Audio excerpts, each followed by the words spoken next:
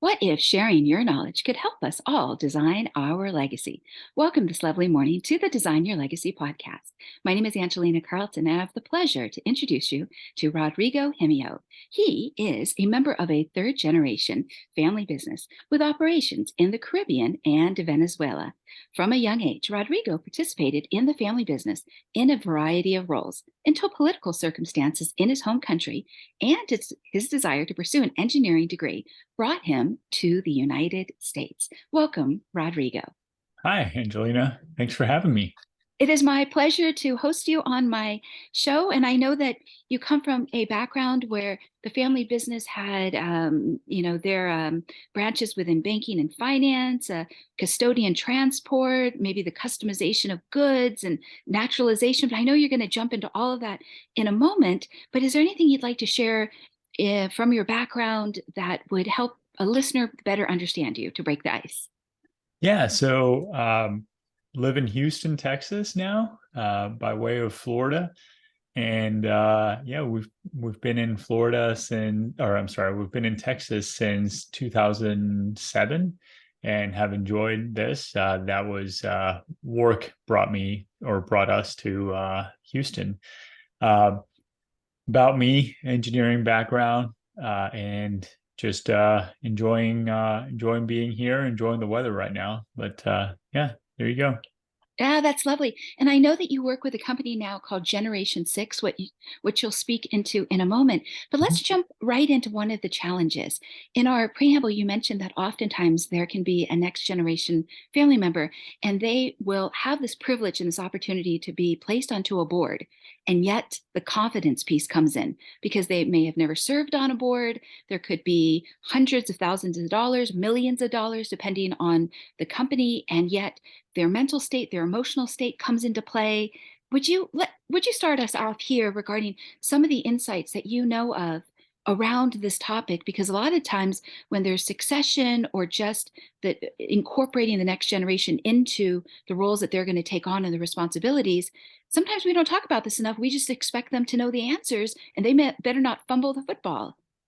Yeah, so great question. So the as it relates to the next generation being on a board, especially when it's their first board opportunity, uh, one of the things we like to advise is that there's an educational process, and you're going to hear me say education multiple times, uh, and so that they're brought into the understanding of what it is that a good board member does. Another one is to make sure there's some mentoring, and mentoring not only from other family members, but mentoring from the independent directors, if there are independent directors. Some boards of families have advisors, independent advisors that are assigned to the family member that's serving on the board. So there are multiple ways that are out there. It's kind of there isn't a one size fits all approach. Certainly, the educational, and a lot of the times we say around the age of mid-teens, it's a good time to start bringing the children into what it is that the family business does, what it is that the family stands for, what those values are. I mean, those are instilled from a younger age, but that's when a lot of that capturing of what it is that we do and that identity starts being built. As for the board being a sound board member, yeah, just some financial background if they don't have it. That's key. That's very structural. Understanding the family dynamics and the family systems, that's also paramount.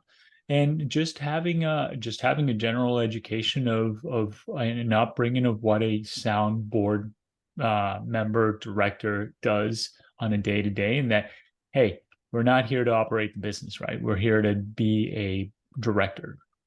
We Yeah, are absolutely. governance. Yeah, absolutely. And you're a board member right now, but let's go back in time for a moment. What was it like when you first walked into your first meeting? So I don't sit on the board of our family business.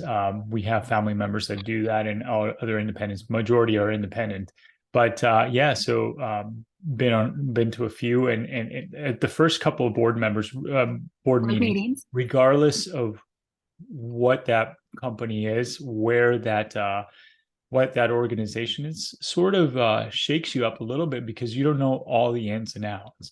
But it is very important to educate yourself. And when I say ins and outs, you don't know all the nuisance, but if you have a good board package, a good understanding, you've reviewed the financials, you've reviewed the background of the business, what the business does, and you've prepared yourself. The newsletters are out there, and you've done your background research. You're ready. You're ready to sit in that first board meeting. Before you do that, make sure you meet with some of the other directors. Make sure you get to know some of the folks that are out there. Make sure you have a chance to speak with the CEO, and many times some of the key family members that are involved in the day-to-day that aren't necessarily on the board. Yeah, absolutely. I think that is very sound advice, the due diligence and the one-on-one relationships with the other board members.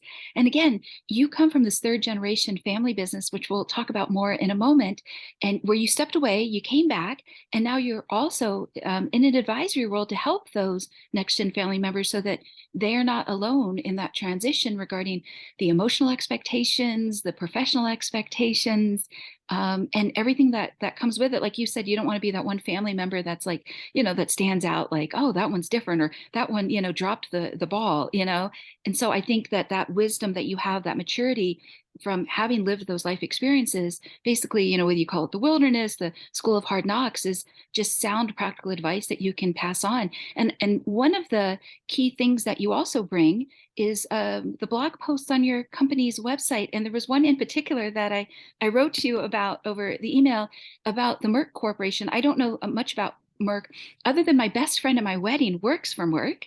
She's a fellow Penn State graduate, and she's been with Merck like 2 decades or something. And they had something like a 6 or 7 point plan where somebody would go to fireside chats, they would have annual meetings, they would have quarterly, like it was very well designed. So in this idea of continuing on a legacy, gosh, they were something like 13 generations. Yeah, something like that. They're definitely up there. Right. So I'm just going to plug your company's website for a moment, that there's some good nuggets in there that, if somebody needs to, have a variety of, garden variety information, that they can pick from that. So let's go back to you for a moment. And so here you are, and you had an opportunity to come to the United States, and you chose, if I remember accurately, to study ocean engineering, corrosion, and what else was it before you went on to the family MBA? So yeah, that was my specialty, was integrity management. So keeping things from rusting, as we like to say. So yeah, that's what I specialized in, and always had a passion for the ocean and whatnot. And then after getting my engineering degree, I didn't know exactly what to do with it. So I decided to specialize in corrosion and corrosion mitigation, and that brought us to Houston. Which I think is also very interesting, because there's this idea that, let's say there is a member within a family business, and I think that's a very rich experience to have that training from an early age, to be exposed to entrepreneurialism. But there's also, here's the front side of the hand, here's the back side of the hand. But there's also this opportunity that if somebody wants to discover their own sea legs, and this is something I mentioned in a metaphor in our first conversation, that they then can go out and discover their own identity. They can also discover things that they're interested in outside of just the bubble of their family business. So again, you come from this background of banking and finance, and that had nothing to do with the ocean per se. Yeah, that's right. That's right. It didn't have much to do with, well, I guess the import export business, customs business. That somehow it did, but yeah, your life can take certain paths, and you can differentiate from those. You can step out of the shadows, as one of my coworkers, Andrew Kite, likes to say. You can step out of that shadow. But that opportunity, we believe, or at least in my personal opinion, we believe the option of stepping into the family business should be out there. Now, that's not to say that there aren't ways in which some families choose not to be to allow family members to be part of the family business, but there isn't a right or wrong. It's whatever fits your family the best. We or I personally like to recommend that the option be out there, that there is an option that if you choose to go into the family business, you should go to the family business and be in the operations and enjoy what the family, because it helps build that cohesion, and it helps build some of that legacy that I'm sure we will speak about based on the name of your show. Yeah, absolutely. Well, what do you think are some of the benefits of when a next gen family member can step away, as well as if they never step away? Would you speak to both sides of it, being that you've walked this path? Yeah, so to be an outside in the outside, or being an outs I don't want to call it an outsider, but to go outside of the family business and get your your experience there, that has the benefit of building some self-assurance, building you up to say, hey, I can fail at this, or I can do well at this. And not that there is that shadow over you saying, well, it's, this is nepotism, or this is all the random words that people use, and all Their the good and not so perceptions. good. Yeah, all the perceptions people have. Um, so it builds that. By the same token, you have to be cautious that you don't differentiate yourself in a way that is unhealthy, for lack of a better term, where you're all of a sudden so differentiated, you just completely step away from the business and no longer have an identity around the business, or even the family in some cases, right? Um, and then to be an in to go straight from your schooling, whatever that is, whatever grade you got, and go right into the family business. That also has its pros. I mean, you've been in the family business, you know the ins and outs.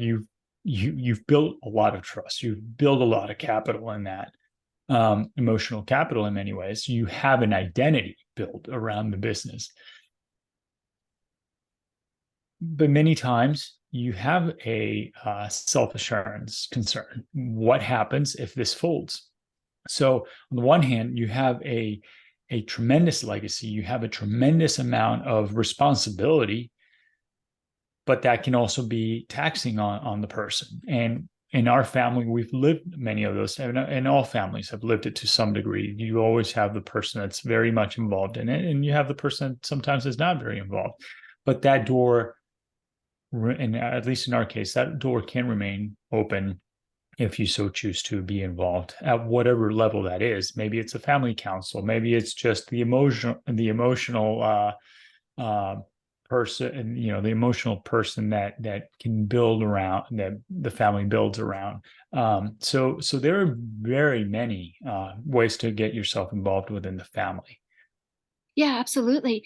And one of the, if I go back to your company's website for a moment, there was an example of an next-gen family member that chose to not step away. I think it was the luxury company LVMH. The gentleman who is, I think, the CEO, he stepped in and he never left. And then there's other examples where, like you've spoken about, where somebody can gain that self-assurance and self-confidence, knowing that if the family business were to fold for any reason, or the industry gets wiped out, they know they can go out there and start brand new. They can make new friends, they can learn new skills, and not feel like their identity is so wrapped up in the business, so wrapped up in the work and that family, that if that goes away, they'll just instantly drown or something, which is a reality. Again, when somebody is walking this path, it can be very lonely, in the sense of there's all that pressure on their shoulders, the expectations again, and who can they voice what it is to walk a mile in their shoes, or 10 years in their shoes, because it's a unique situation, even if family businesses are prevalent in every society and oftentimes outdo public businesses. Mhm. Yeah, for sure. And it's helping each other, right? It's building that family cohesion, that family unity, to support each other. Because if hopefully it doesn't, but if it does fold, that you have the support system to get and to carry you through. because you were able to build a legacy, you were able to do a lot of great things before the not so great thing happened. And many times those not so great things happen for reasons that are completely out of your control. It's just life. Yeah. Absolutely. One of the other things, and this is what I wrote to you in the email, is sometimes what an individual can learn at that outside business can also be best practices that they can bring back to the family business.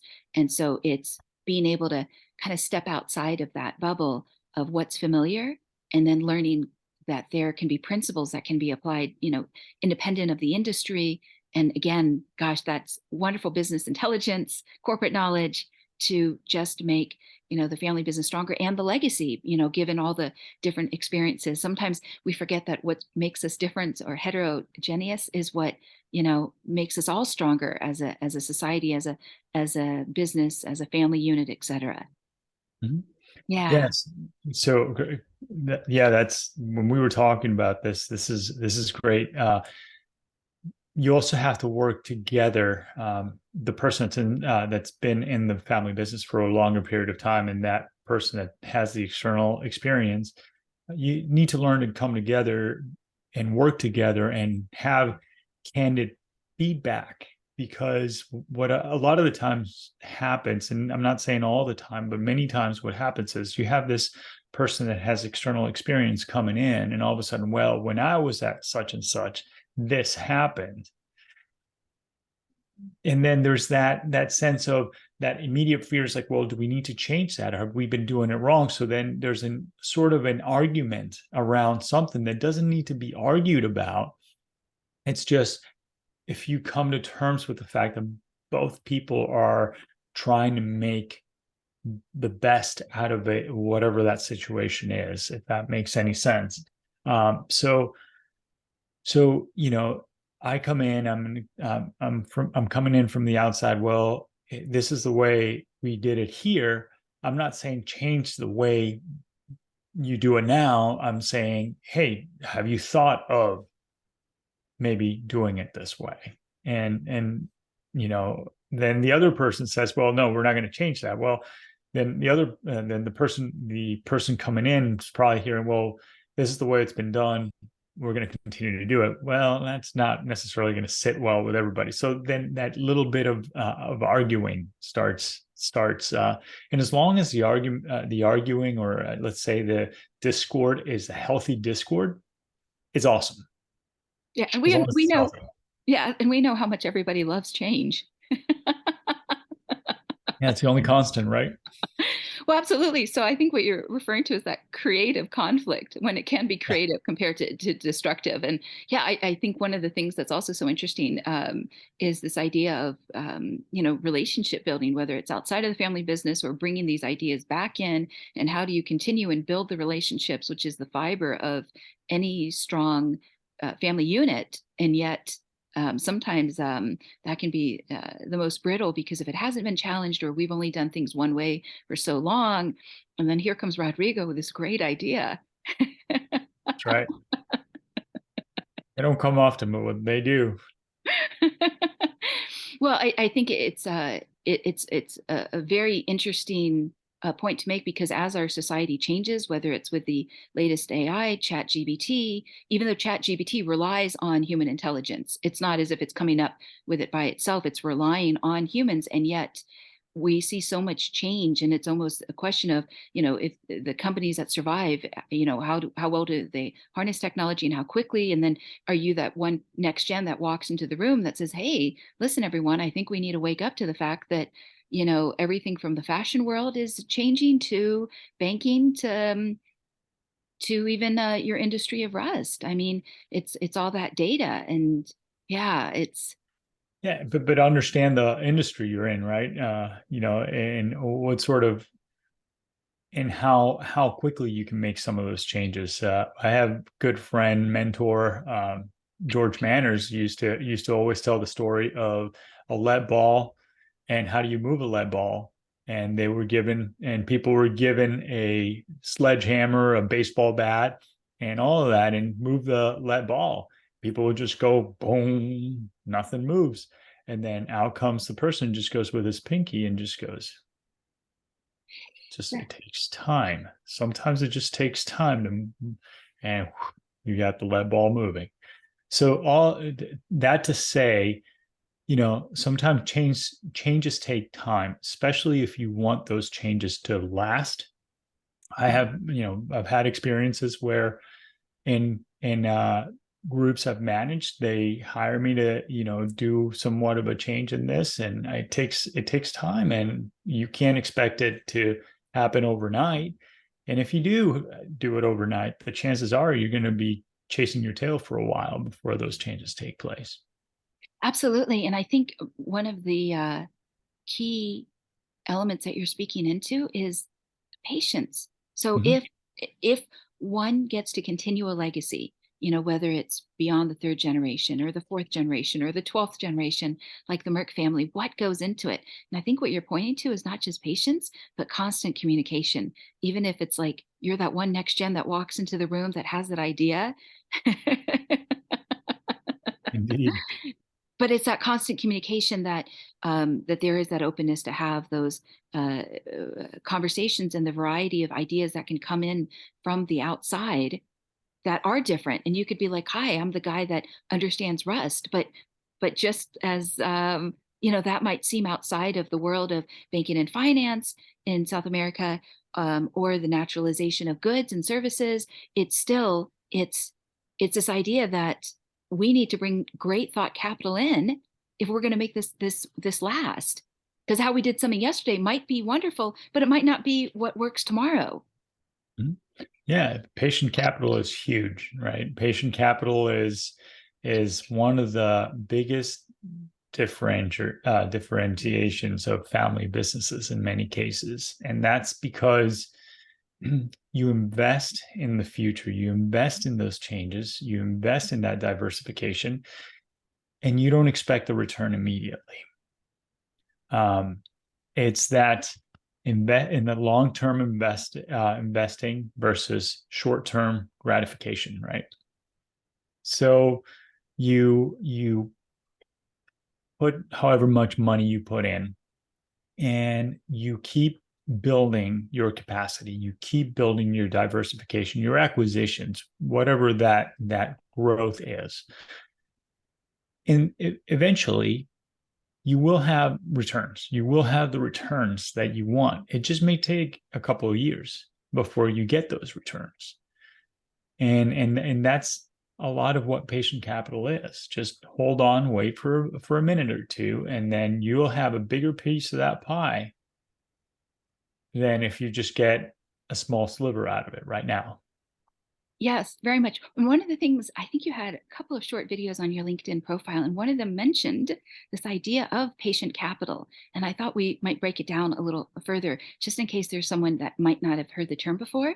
So Mhm. one of the challenges that you've brought up is a next-gen family member comes in and they want to be paid as much or more than non-family members. So how then does one approach that compensation conversation so that there's not resentment and entitlement and all those emotional feelings that come up that can affect the dynamics and the ripple effect within that organization? And so one of the things you brought up is, do you mirror what all the employees are getting, or do you have those expectation setting conversations early on? So would you speak into this? Yeah, so you typically want to match whatever the market to the ability you have. You want to mirror whatever the market is able to pay you, right? One of the many reasons is if you go out there, if you don't hire me as a family member, you don't hire me, you go out to the market, you're still going to have to pay that person. That also eliminates or diminishes, because it may not completely eliminate it, but it diminishes the possibility that I will feel undervalued in the long run. It may not happen now, but it may happen in the future. Um, so if you equate it to that, the other thing is overpaying family members. Overpaying family members many times can be somewhat demoralizing to the other employees, because there are going to be employees that will find out, unless you handle all the payroll, you handle all of the HR, you handle everything that happens internally or by one or a couple of people. Everybody's or somebody's going to find out that you're being paid above market rate. Having said that, families choose to do that, and they are aware of some of the ramifications. We've dealt with families. We have clients that the way they do it is by compensating their family members slightly higher than the market rate, or they compensate them lower because it's the duty of the family member to work for that. Now, we generally recommend you pay market rate. That's what we generally recommend. On top of that, if you are a family shareholder or you're a shareholder of the family business, there's a dividend that you're going to be getting, hopefully, if they're a profit or if you're not just investing for the future. There's certain dividends that you're going to be getting in those distribution. That's part of your compensation package. That's part of being an owner, right? That's part of having a piece of that pie. So to wrap it up with a bow is if you can, and you're able, and your business and your culture and your values are such, compensate market rate to Yes. your family members. Yes. And so having those, what you call those expectation setting conversations earlier, not only does it allow for more family cohesion, but it also, you use this phrase, so that no one suffers the consequences of unmet expectations. Mm-hmm. Yeah, to carry around that feelings, the feeling on the inside of, well, I deserved that, and it's been a year, it's been 5 years. Mm-hmm. Yeah. Yeah, nothing is more corrosive. There we go. Nothing's more corrosive than setting an expectation and not fulfilling it. So that should have an asterisk there, because if you say you're going to do it, because that, if not, that will erode the, and I didn't Morale, say corrode on purpose, but the but morale. that will erode the relationship. Now, as far as having frequent communication, it's important to have frequent communication, but also have quality, deep communication where we can talk about anything. Ideally, you want to have it frequently, and you want to be able to talk about anything. That is true good communication. And one of the people that helped me with that was also Joe Astrakhan, and he's always said, deep and frequent communications is Yeah, one of the keys. very cool. So deep and frequent communication. Mm-hmm. Yeah, yeah. Yeah, I think that's brilliant. And I think that goes into, how do you continue a great legacy? And I want to circle back to something before. I know you didn't necessarily like the word outsider, but let's say there is an outsider looking in. I think when they bring in those different perspectives, then it just strengthens, like you had said, if somebody can talk about anything, then it's not like they just have to stay in their lane. Because I think one of the dangers is, and this is what I wrote to in the email, is this idea of an echo chamber. If we're all doing the things the same way, then we can't even see our blind spots. But if Mm-hmm. there is the individuals that are willing to say anything, say the things that they're not supposed to say, then those are those unique perspectives of an outsider looking in that can see something that either needs to get adjusted or needs some attention. Yeah, perfect. That's brilliant, because being in the banking industry, what are you want to be competitive? You got to pay market rates in the interest rates. You have to pay certain things. Now, there are certain limitations because you are in a highly regulated industry, right? But any business, you have to keep that outside perspective.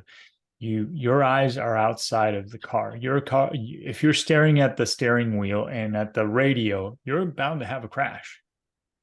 Yeah, Now, and I if think your eyes people are outside of your outside of your cockpit or outside of your driver, then you're driving just fine. Yeah. Yeah, it's interesting. Speaking of banking, and I'm not going to bring up the Silicon Valley Bank. What I am going to say is I know of an individual recently, and he forgot to fill out the AML form, anti-money laundering form, before he Yeah. transferred funds internationally. And what did the bank do? Close down his account, and they're going to issue him a check in 30 days. So these are like those tiny little distinctions that it's like you think you're just staying in your lane, and then this surprise happens. And if there's any credit cards attached to that account, whew, they're done. Yep. Yeah. Yeah. So I think this is idea of, again, of, a perspective from the outside looking in. And if they have that freedom to say anything, how Mhm. much stronger that family business is then to continue their legacy. And part of it could be the accountability. They could say, well, Rodrigo, you said that your value is blah, blah, blah. And yet I'm going to call you out on it, you know? Yeah. And that's open communication, right? That's candid open communication where you're going to call me out and I'm going to be okay if you call me out on that Yeah. because it's feedback, right? Now, be smart about it. Don't come into a boardroom, going back to your initial questions, don't come into a boardroom, and start questioning everything on day one because that's probably not at the moment in time in which to do it. Because you don't know half the people there. Yeah. You haven't built a cohesive moment and that you haven't built the trust TI to time show in. that. Yeah.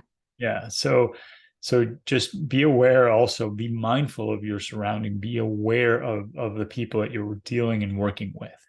Absolutely. One of the other things that was on your LinkedIn profile was this idea of a branch mentality. So when a Mhm. family business is successful enough and they expand, such as the example of the Merck family, 319 family members, 204 family shareholders, there's this risk that will they lose the family cohesion because next generation family members are owed? Would you share your thoughts on this? So branch mentality is alive and well.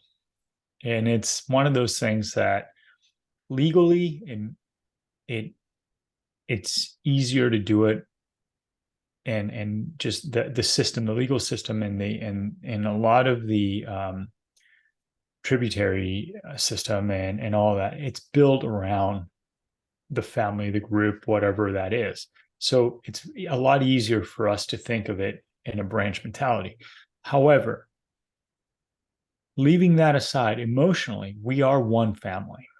Emotionally, you should think of it as one group, one block that moves together. You're far stronger if you stay together than if you start splitting it into different branches. So in many ways, it's almost siloed. You keep that document, file it away for a rainy day. But once you close that file drawer, make sure that you come back and you are one unit.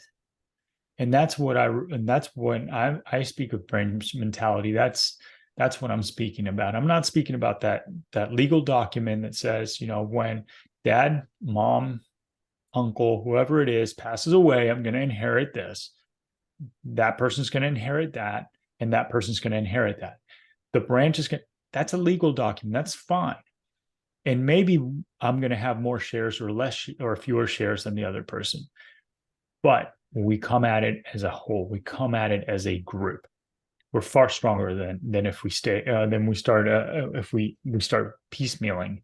Um, so the branch mentality is one of those things that we got to be very careful of, and we have to be cautious of not thinking, well, my branch is this, you sister is your branch, you do something else, and you decide what you want to do.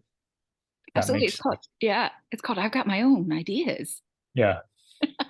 So, and that also prevents you from taking your ball and go play somewhere else, And building sandboxes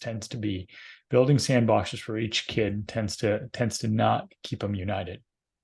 Yeah, it's interesting. You brought up this point about sometimes there's an under focus on the mentality, and I think what you meant by that is the mindset, which is interesting because 80 to 90% of success is mindset, but we always kind of skip over that, like the whole like perspective and the lens of how you look through something.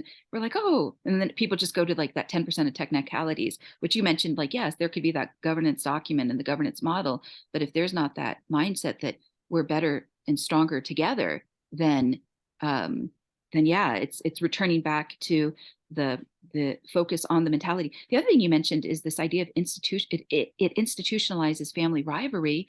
If you've got your sandbox, I've got my sandbox. Look at the castle I built. My castle is better than your sand castle. Yeah, that's going to make It's, for an interesting holiday dinner. yep, it sure does. Uh, so that's, and it starts limiting the focus, right? Because now I start focusing on my sandbox, and my sibling starts focusing on their sandbox. And now all of a sudden, the united, the what brought us together was the family and the business. And we can talk about, the various um, degrees that we consider in this. And there's a lesser of a focus on what keeps us united, because I'm now focusing on my sandbox. I'm focusing on my little world versus focusing on what truly was in the back, which is that legacy that's been created. Absolutely. This idea of common goals and Mhm. revisiting those common goals. Yeah. Yeah. It's interesting because I think that when you had used the phrase the desire to be together, and it's almost, like they say about marriages, it's like sometimes marriages aren't easy, but if you return to them and know what's good and why you started in them, and compared to being distracted by all the shiny objects in the world, it's almost like people are better off.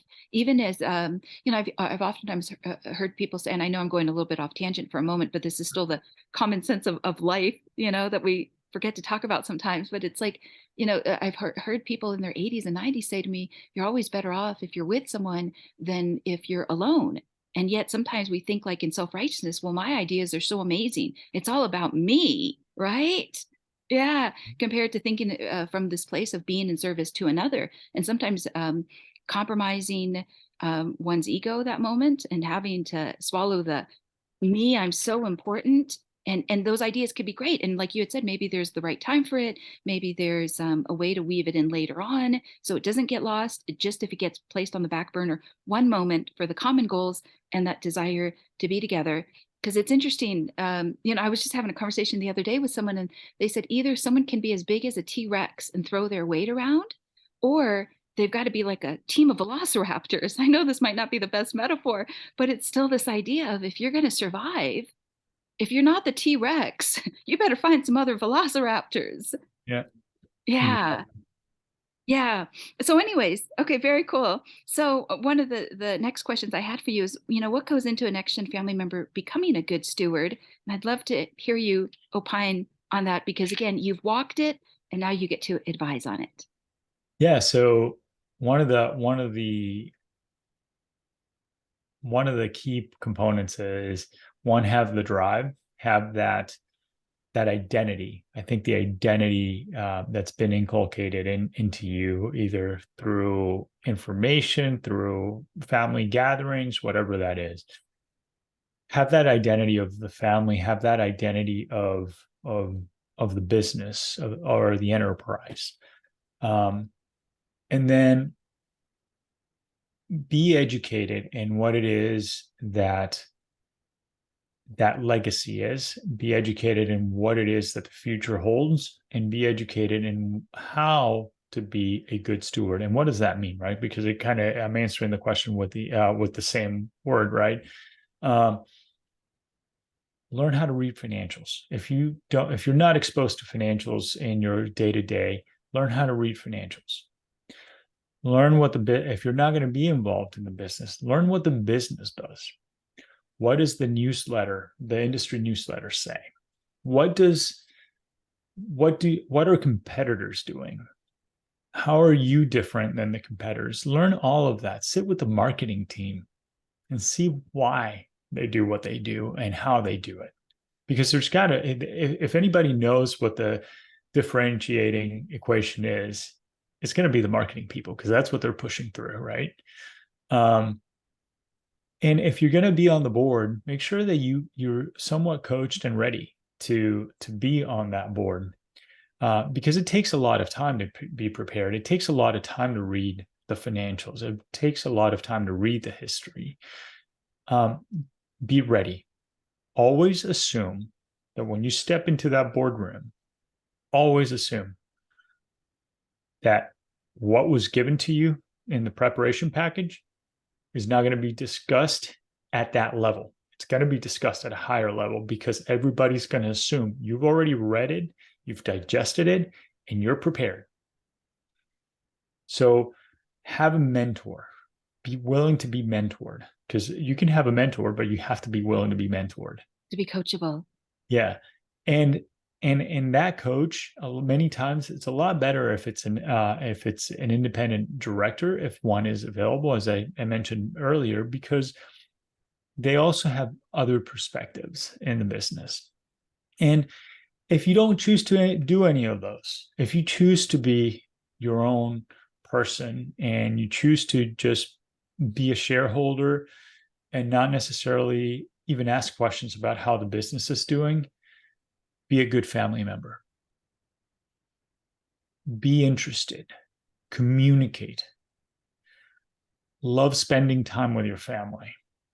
And not every time you spend with your family is going to be rosy, but enjoy it. Enjoy it, because that'll build the cohesion in your family.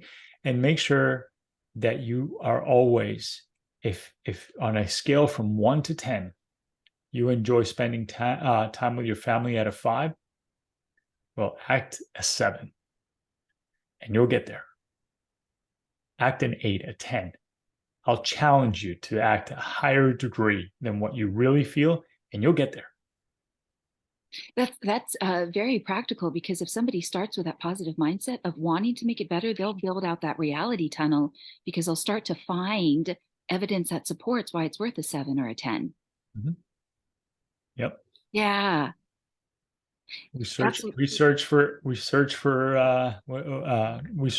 the answers that we want. Absolutely, absolutely. It's interesting, even with things like a gratitude journal, you can not just create a gratitude journal, you can start a list of what are the things I'm looking forward to, and what was the most meaningful. That's a separate third list. Yep. Yeah. Or a fourth list of, what's good about this family? What's good about this family business? What's good about our legacy? And Go ahead. well, Sorry. I was just gonna add that being able to come up with new questions makes other people search for those new answers. So I think your idea of, gosh, if you go in and you want to kind of kick the soccer ball out, the football, right, to a 7 or a 10, then you're going to start to make space for that. That's right. And and if there is a family member, I was saying, if the person wants to be a little bit differentiated and the person wants to go out on their own, and you're an advisor, or even if you're working with an advisor, explore why that person wants to be outside, why that person wants to branch out, why that person wants to sell their shares of the business. Because many things could be going on there. There could be something systematic that's going on. Why does this person feel isolated from the business? Why does this person feel like they've been an outcast? And if you want to build cohesion under those circumstances, and assuming the family wants to build cohesion, because once again, you're stronger together. You're that pack of velociraptors, as you were saying. You have to continue to communicate. You have to continue to have those times in which the family gatherings are fun. You have to continue to involve this person, this family member, in those events, in that communication. It doesn't matter. The only thing that could be questionable is, if I sell my shares of the business, can I be employed by the business? I don't know. I've just sold out I've sold my stock, but I may be an excellent executive, and I had to sell because this, that, or the other thing. So be aware of what's going on and why this person wants to branch out, and don't assume that because they're branching out, don't immediately assume that they're now the black sheep of the family. But there could be something underlying. You got to get to the bottom of that. That's the deep work right there, Rodrigo. It is. That's good stuff. That's the gold right there for those Yep, that are courageous enough. And it's not for the faint of heart, but that is what will continue the legacy and make it stronger. indeed. Yeah, because all the invisible things that the people don't want to talk about are the things that need to be talked about. That's right. That's right. And Yeah, we can build structures all day long, but if you don't address the family dynamics and the family emotional part, there isn't a structure that's going to withhold it or withstand it. You've got to build yeah, that substructure. You've got to build that footing. absolutely. Brilliant, brilliant. So before I ask you about your legacy, if you could, and I know I'm putting you on the spot here a moment, if you could sum up in one sentence, how can a family business continue the legacy? What would you say in one sentence? Build cohesion. That's concise. Okay. Okay. Lovely. So, since this is a legacy podcast, what does this word mean to you? And what would you like your holistic legacy to be? Wow. Thank you. My legacy. I won't. Well, what does it mean? Because that was your first question. What does it mean? To me, legacy is one of the is what's been done in the past that carries through time. What has been built. It can be emotional or it can be structural. And what has taken place in the past that carries through, and what continues to be done to carry us through to the future, and that is also tied in very well with the values and the family's values and the family's priorities and goals, right?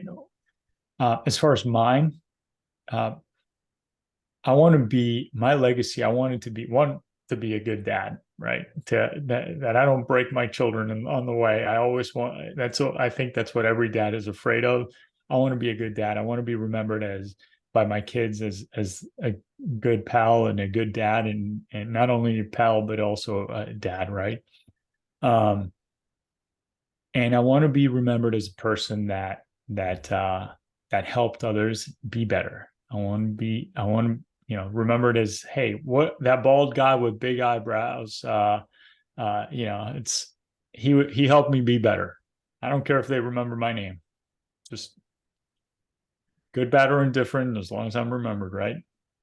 Well, I think that's a lovely intention that it's more than just if they remember your name or it's that you showed up and you delivered in service to their growth and to their development. Yep, Yeah, that you contributed. that's Yeah, right. that's a love. That would be awesome. Yeah, that's a lovely goal and mindset and intention, a seed to plant. Yeah. What values do you think you get to honor as you define, develop, and execute your legacy? Um, Ethical. It's always ethical and moral, and do the right thing, and and live your word, right? And Oh, integrity. Okay. yeah, with integrity, and if as a friend of mine says, if you say you're going to do it, do it. So the word is your bond. Okay. Yeah, Yeah. exactly. And that to me is really important, and I commit to that. And everyone that knows me knows that I'm going to fulfill my commitment. And if I can't, for whatever reason, you're going to be here. You're going to hear it as soon as I know. And I'm going to bust my back to try to make sure that at least we've made the right corrections. Because I'll make a mistake. Everybody does. But I'll make the corrections as quickly as I can. So lovely. So I hear honesty and a hard work ethic, like a work ethic, hardworking. Yeah, thank you. Thank you for putting it in shorter words. Yeah.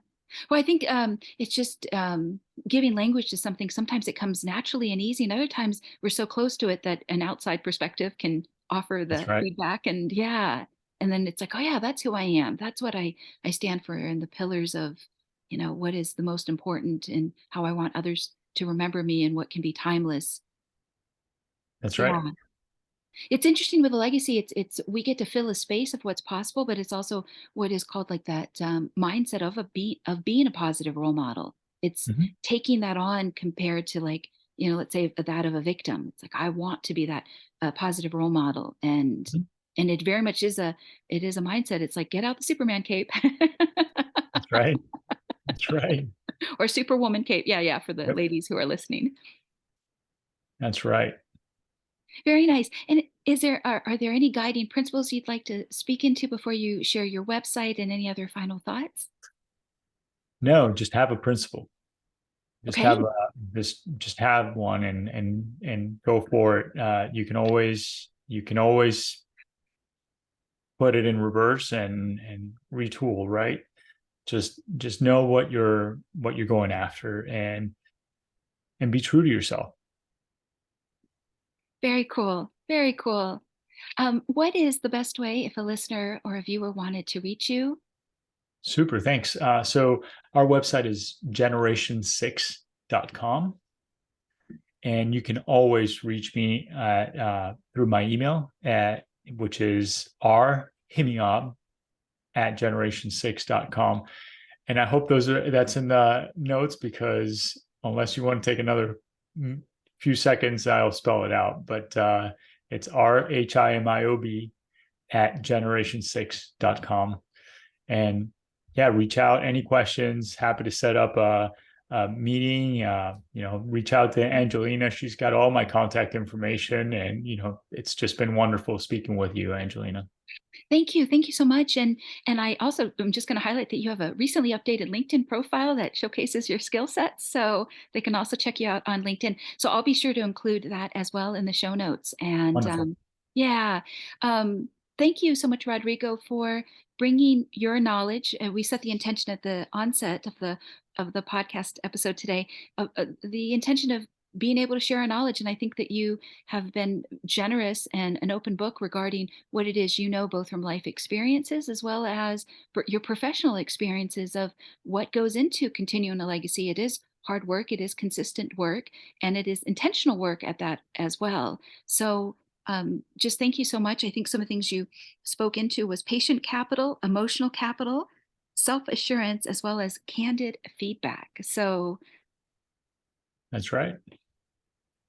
Well, So Angelina, thank you so much. It is my pleasure. And so, for anyone who's listening on YouTube, please remember to like and subscribe. Share with a family member that you know of, an associate or a friend for this podcast. Or if you're listening on Apple Podcasts, please remember to rate and review. Thank you so much for joining us this week. And thank you, Rodrigo, for speaking into your legacy.